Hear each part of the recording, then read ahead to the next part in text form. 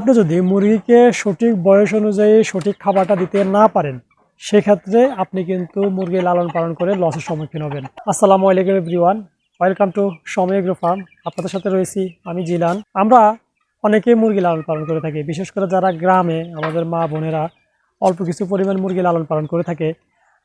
তারা মুরগি লালন পালন করে ঠিকই, কিন্তু আসলে মুরগি কোন বয়সে কোন খাবারটা দিতে হবে সেটা তারা অনেকেই জানে না। আর আপনি যদি মুরগিকে সঠিক বয়স অনুযায়ী সঠিক খাবারটা দিতে না পারেন, সেক্ষেত্রে আপনি কিন্তু মুরগি লালন পালন করে লসের সম্মুখীন হবেন।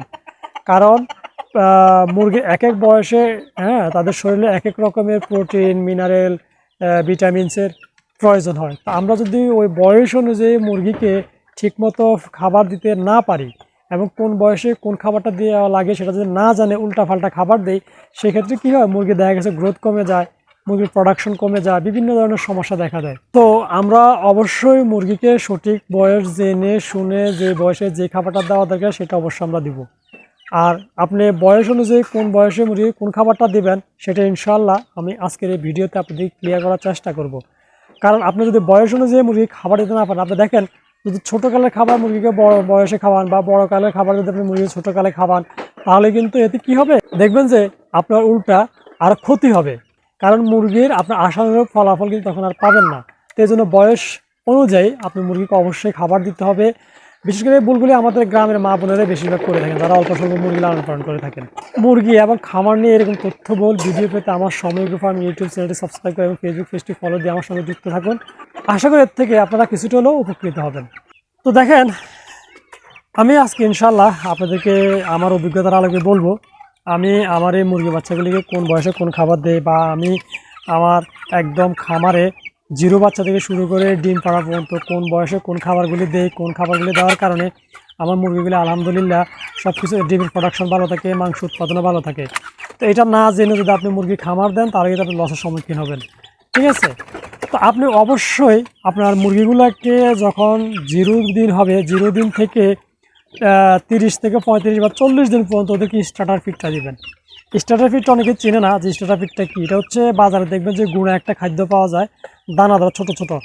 ঠিক আছে, ওইটা হচ্ছে স্টার্টার ফিড। সেটা আপনি ব্রয়লার স্টার্টারে খাওয়াতে পারবেন বা সোনালি স্টার্টারে খাওয়াতে পারবেন, কোনো সমস্যা নেই, যে কোনো একটা স্টার্টার ফিড খাওয়ালেই হবে। ঠিক আছে, তা আপনি অবশ্যই 0 দিন থেকে 30-35 দিন পর্যন্ত নিতেন, তারপর 40 দিন পর্যন্ত ওদেরকে স্টার্টার ফিড খাওয়াবেন একটা না। ঠিক আছে, অন্য কিছু খাওয়াবেন না। এতে কিন্তু মুরগির বাচ্চার যে গ্রোথ, স্বাভাবিক গ্রোথটা থাকবে না। মুরগির বাচ্চা দেখবেন যে যে বৃদ্ধি হতো ওটা আর স্বাভাবিক হবে না, ওরা একদম ছোট থাকবে। ঠিক আছে, বা আপনি যদি ছোটোকালে বড় মুরগির খাবারগুলি খাওয়ান, তাহলে সেক্ষেত্রে কিন্তু মুরগির অনেক সময় আমস হয়ে যাবে, বিভিন্ন ধরনের সমস্যা দেখা দিবে। তো এই জন্য আপনি 0 দিন থেকে 30-35 বা 40 দিন পর্যন্ত অবশ্যই আপনি মুরগির বাচ্চাগুলিকে স্টার্টার ফিড খাওয়াবেন। 1 মাসের পর থেকে, মানে 30-35 দিনের পর থেকে একদম ডিমে আসার আগ পর্যন্ত ওদেরকে গ্রয়ার ফিডটা খাওয়াবেন, সোনালি গ্রয়ার। যদি আপনি ডিমের জন্য মুরগি লালন পালন করে থাকেন, সেক্ষেত্রে অবশ্যই সোনালি গ্রয়ার খাওয়াবেন। আপনি কখনও ব্রয়লার গ্রয়ারটা দিবেন না। ব্রয়লার গ্রয়ার দিলে দেখবেন যে মুরগির শরীরে চর্বি জমে যাবে। এতে কী হবে, মুরগি কিন্তু আর ডিম পারবে না।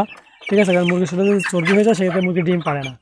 এই জন্য আপনি অবশ্যই মুরগির বয়স যখন 30-35 দিন হয়ে যাবে, তারপর থেকে একদম ডিমে আসার আগ পর্যন্ত ওদেরকে টানা গ্রয়ার ফিডটা খাওয়াই যাবেন। তো মুরগি যখন ডিমে চলে আসবে, তখন ওদেরকে টানা লেয়ার ফিড দিয়ে যাবেন একদম শেষ পর্যন্ত। যতদিন পর্যন্ত মুরগি থাকবে এবং ডিম পাবে, ততদিন পর্যন্ত আপনারা শুধু তখন লেয়ার ফিড দিয়ে যাবেন, তখন আর স্টার্টার ফিড বা গ্রয়ার ফিড দেবেন না।